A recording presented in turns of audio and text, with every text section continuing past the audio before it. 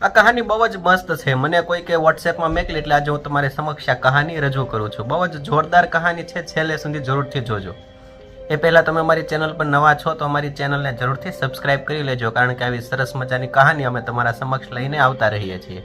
તો આ કહાની કંઈક આવી રીતની છે કે એક માણસ બેંકમાં કંઈક કામ માટે જાય છે। જ્યારે આ માણસ બેંકમાં જાય છે તો ત્યાં એક વૃદ્ધ માણસને જોવે છે। એક વૃદ્ધ કાકા હોય છે, તેને તે જોવે છે તો તેમને એવું લાગે છે કે આ કાકા કંઈક શોધતા હોય તેવું તેને નજરે પડે છે। તો તેને એવું મનમાં થાય છે કે આ કાકા કદાચ પેન ગોતતા હશે, એટલે આ માણસ તેમની પાસે જાય છે ને તે વૃદ્ધ માણસને કહે છે કે તમારે કંઈક જોઈએ છે, તમે શું ગોતો છો? એટલે તે કાકા કહે છે કે હવે મારી ઉંમર થઈ ગઈ છે ને બીમારીના લીધે મારા હાથ પણ ધ્રુજે છે, એટલે મારે પૈસા ઉપાડવા છે ને તેની સ્લીપ ભરવા વાળો કોઈ માણસ હું ગોતું છું કે કોઈ મને સ્લીપ ભરી દે તો હું મારા ખાતામાંથી પૈસા ઉપાડી શકું। એટલે તે માણસ કહે છે કે તમને કંઈ વાંધો ન હોય તો હું આ તમારી સ્લીપ તમને ભરી દઉં। એટલે તે કાકા તરત જ સહમત થઈ જાય છે અને તેને સ્લીપ ભરવા માટે આપે છે। એટલે તે માણસ પણ તેમને સ્લીપ ભરી દે છે।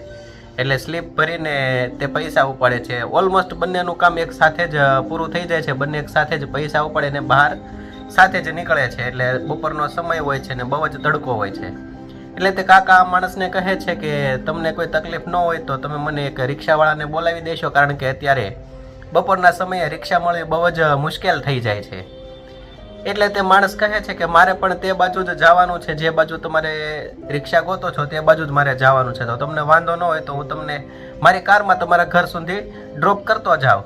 એટલે તે વૃદ્ધ માણસ કહે છે કે ના, મને એમાં શું વાંધો હોય, મારે તો ઓલમોસ્ટ સારું કામ થઈ જાય છે। એટલે તે પણ તેમની સાથે કારમાં બેસાડીને તે વૃદ્ધ માણસને પણ તે સાથે લેતો જાય છે ને તે કાકાનું થોડી વારમાં જ ઘર આવી જાય છે। એટલે તે ઘરમાં જ એક આલિશાન બંગલો હોય છે। તે કાકાને ખૂબ જ સુંદર મજાનો આલિશાન બંગલો હોય છે ને તેમાં પણ તેમની પત્ની અને કાકા બે જણા જ રહેતા હોય છે। જ્યારે હું કાર તેમના ગેટ પાસે ઊભી રાખું છું તો અંદરથી એક વૃદ્ધ માજી આવે છે, પરંતુ તેમનો હાવભાવ થોડો શોકિંગ હોય છે, કારણ કે તેમને એમ થાય છે કે તે કાકાને કંઈ થયું હશે। એટલે તે કાકા ગાડીમાંથી બહાર નીકળે છે ને કહે છે કે બપોરનો સમય હતો ને રિક્ષા મળવી મુશ્કેલ હતી, એટલે આ માણસ મને મૂકવા માટે આવ્યા છે, આ ભાઈ મને આપણા ઘર સુધી મૂકવા માટે આવ્યા છે। એટલે આ કાકા તે ભાઈને પણ પોતાના ઘરમાં લઈ જાય છે। એટલે બંને સાથે ચા પાણી પીવે છે ને હસી મજાકમાં તે માણસ તે કાકાને અને તે માજીને પૂછી લે છે કે આ ઘરમાં આવડા મોટા બંગલામાં તમે બંને જ રહો છો એમ?